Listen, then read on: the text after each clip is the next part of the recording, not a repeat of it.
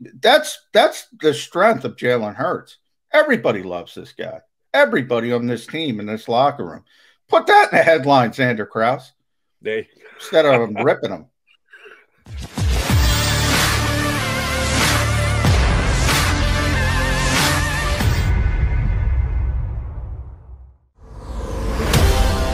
Good day, everyone. It's Krause here, JAKIB Media. Why am I wearing a Carson Wentz NFC East Pro Bowl jersey?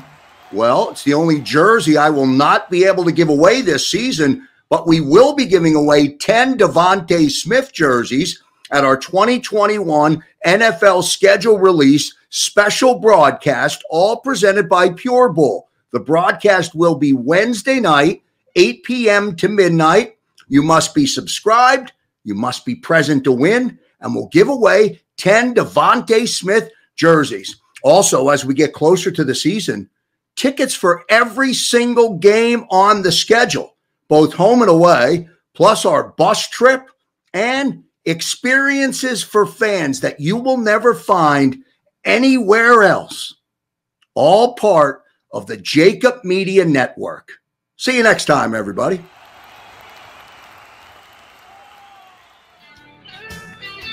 And a good Tuesday morning, Birds fans. How are you on this fine day? And I say that because I was already outside. Got the dog out already. For a change. No winds are blowing. The sun is already shining. We might actually have a spring day today. We spring into action here on Birds 365. Your Mac and Mac guys. Jody McDonald, along with my partner, John McMullen, who went back to the turtleneck. See, I got a quasi turtleneck. It's a golf shirt. It's a golf shirt. Are there buttons on that? Yeah. Okay. All right. I thought it was all the way up to the neck. I thought it was a turtleneck.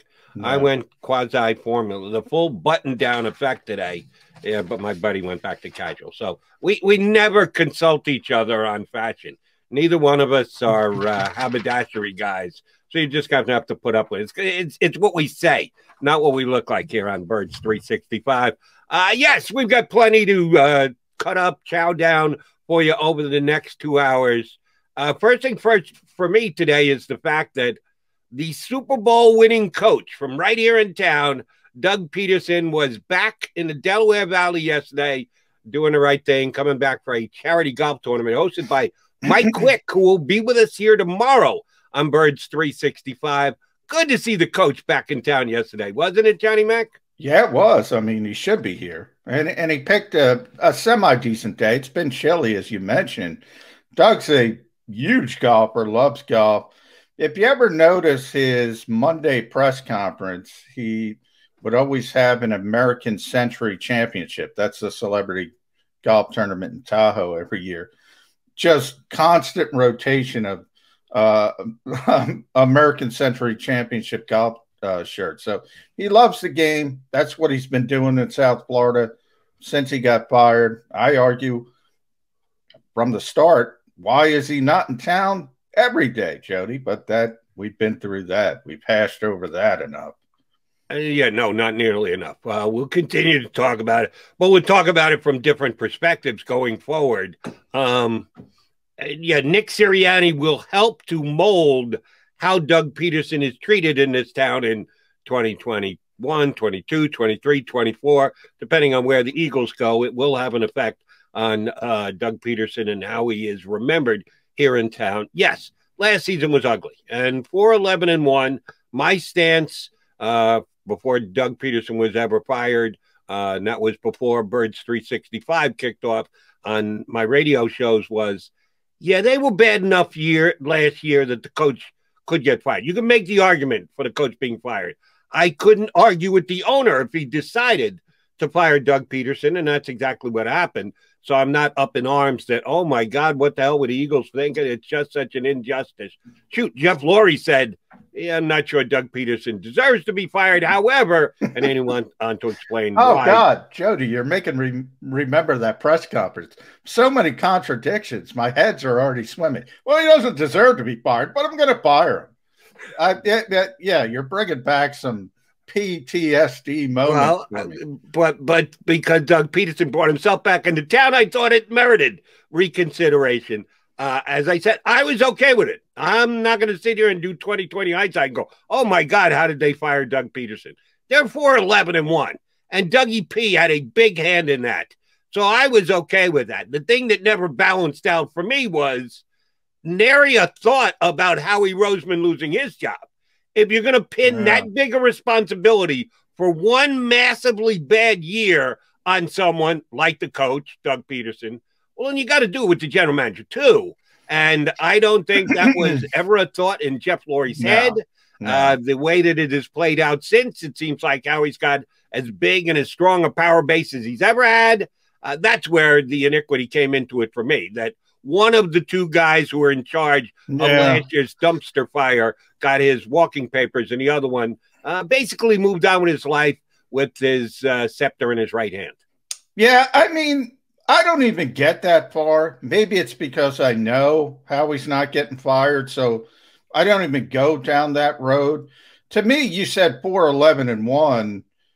Yeah, typically, if you're a non-Super Bowl winning coach, I'm with you. Yeah, definitely. You should probably be fired, or certainly I'm not going to criticize an owner if he fires a coach coming off a 4-11-1 season. But, oh, by the way, if you got the Lombardi Trophy in the NovaCare complex for the, haven't won a championship since 1960, never won a Super Bowl before. Let's use another golf term, Jody. How about a mulligan? How about a mulligan? Then if it happens again next year, okay, we can have that conversation. I don't think it would have happened, but nonetheless, yeah, I was disappointed how the organization as a whole handled the whole COVID-19 situation. I thought it would be an advantage to them in the division. Turned out to be anything but, with everybody changing coaching staffs but them. So I think there was tremendous disappointment, but it went from top to bottom. It went from the owner down to everything they did. And, bunch of guys in that building looked in the mirror. We're going to talk about looking in the mirror with Tim Tebow as well for people around the country. Oh, yeah. But there are people who wouldn't look in the mirror and say, I had a big part of this as well, starting with Jeffrey Lurie and Howie Roseman. Mulligan, Super Bowl winning coach. I'm sorry. There's some dispensation there, Jody. There should be. Well, again, if he were treated the same exact as the general manager, I stated it the same way you just stated it. If you want to give everybody involved a pass because we're only 2 years at that point removed from a Super Bowl win, all right, I'm buying into that. But if an owner wants to be really reactive and take charge of his franchise and say, this is just not acceptable, there is no such thing as a mulligan, we're only responsible for the previous 12 months. Okay, that's a fair way to handle it too. It's a little harsh, but hey, sometimes harsh is the way you have to go. I was cool with Jeffrey Lurie and what he did, but you got to be even-handed with it. You can't pick and choose the guys that you're not going to give the mulligan to, and that's where I think Dougie P got stiffed. The fact that Howie is not only still large and in charge, but maybe more in charge than he's ever been. And the other thing that bothered me a little bit about Doug no longer being here is they seem to put the entire collapse of Carson Wentz's relationship with the organization at the feet of Doug Peterson. Well, the coach just going to go. The quarterback and the coach lost their way. Was a irreparable relationship. We couldn't do anything about it. So therefore, we needed to move on, and that's why the coach got his walking papers. How'd that work out? Did Dougie P getting pushed out the door save the Carson-Eagle relationship? Not even close. He still had to be bounced out of town. So if that was a driving force, and I don't know that it was, the Eagles surely would not admit to it if it was, if that's part of what they based their decision on, didn't quite pan out the way they were hoping. Yeah, I kind of find it ironic, Jody, that they push off these bad draft picks, and some of them aren't even that bad. Like Jalen Reagor, I will use as an example. I don't think you should write off Jalen Reagor at all. I think he was had a couple serious injuries that he was fighting through as a rookie. I think he's still got some talent. But you see this organization, you see what happened with Justin Jefferson, and they're so – you know what I described Jeffrey Lurie post-Chip Kelly? He's a scapegoater. He's always looking for somebody to scapegoat. And I use that draft choice as an example. This is a coaching staff. This is a head coach who couldn't pick his own staff at times, who wasn't in charge of the draft. But, if a draft choice went wrong or it was perceived to have gone wrong outside the walls of the NovaCare complex, all of a sudden, well, the coaching staff wanted that guy.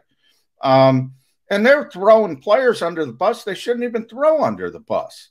Because, as I said, Jalen Reagor's got to be a big part of this team moving forward. I don't understand it. You don't even have to go back to 4-11-1. This is a team the year before, Jody, when they made 3 consecutive playoff berths and probably were in a position to win a playoff game again had Carson Wentz not suffered the concussion early in the game. I mean, let's be honest, they almost won against Seattle with Josh McCown with a torn hamstring. They probably are going to win the game if Carson's out there.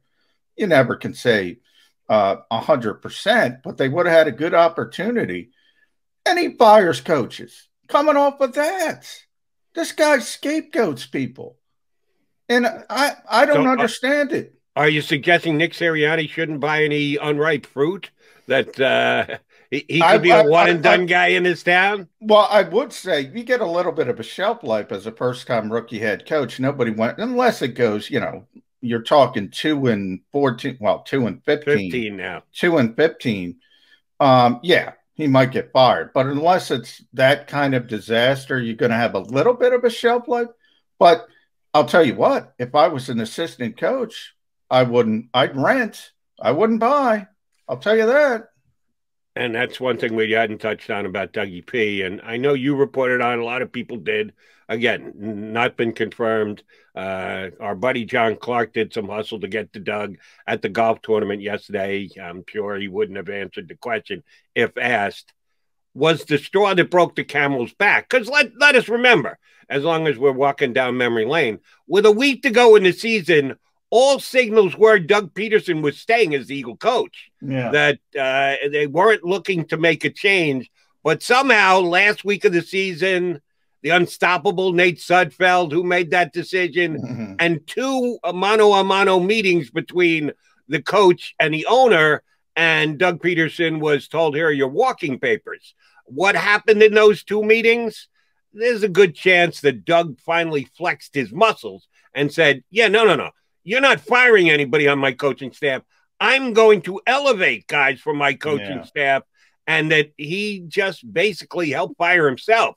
That he said, you push me around long enough when it comes to dictating my coaching staff. I did kind of win a Super Bowl for you guys. So, yes, we had a god-awful year this year, but this stuff's got to stop. Here's what I want to do with my coaching staff.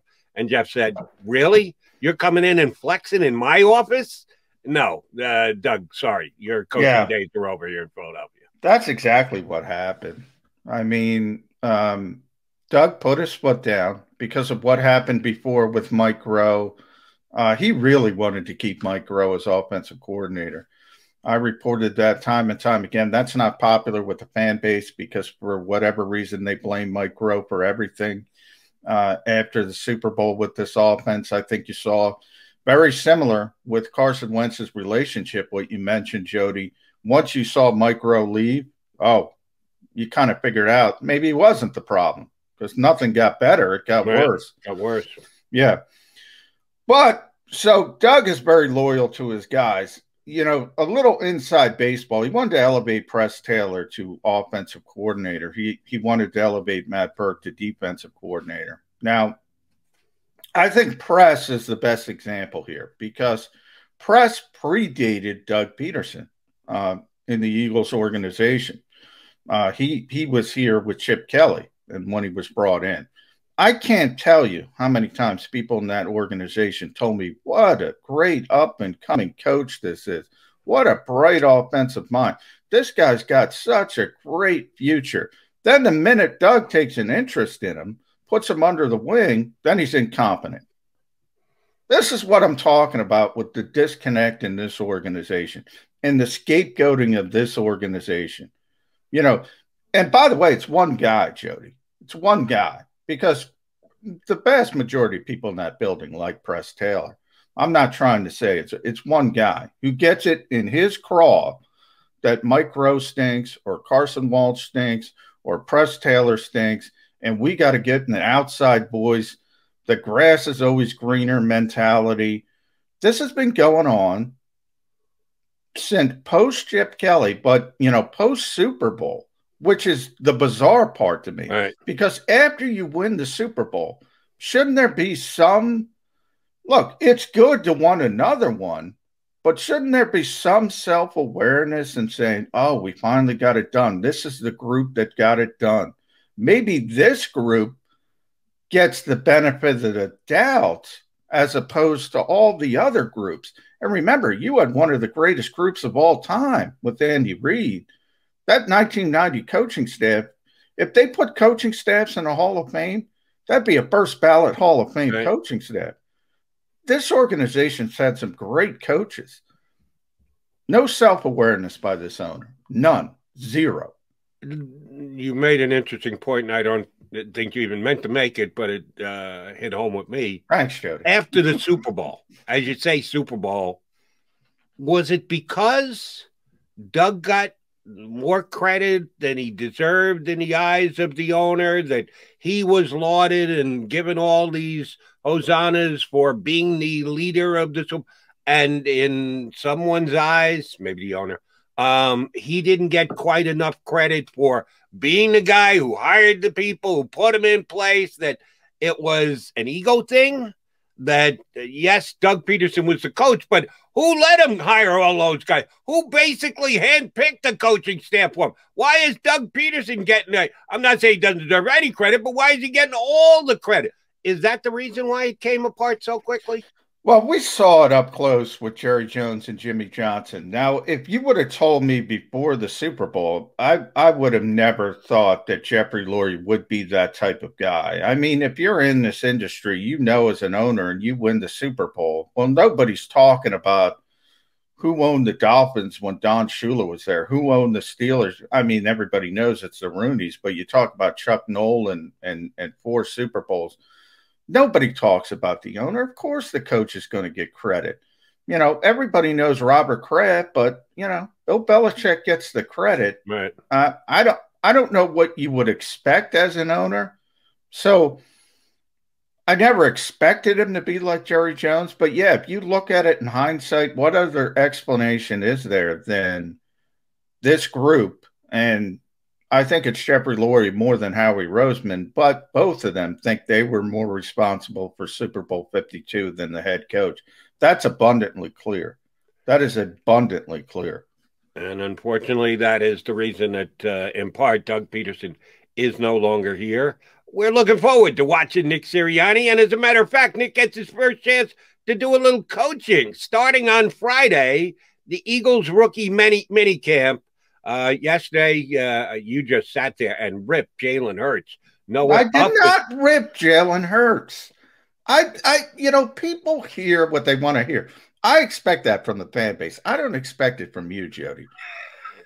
People blame the messenger. I hope people pick up on my laugh here that I'm just pimping you here. You didn't rip Jalen Hurts. You just gave an opinion and you put him in what you thought was a proper perspective. I'm giving you a hard time, bud. Glad you picked up. I know. But I mean, look, I'm just telling people. I always say, do you want to be lied to? Because I can lie to you. Yeah, it's not happening on this show. No, it does not. You're not lying to anybody. I'm not lying to anybody.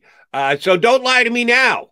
Will Jalen Hurts be in attendance this weekend? It is the rookie mini camp. No, he can't be. Why not? It's only rookie and first-year players. Now, he might be in the building. Well, he might be doing some things as a quarterback, as a leader. We all know how that goes. You're kind of expected to be around.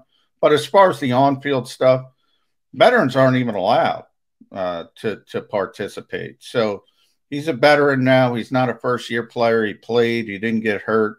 So he's in that voluntary OTA kind of stuff.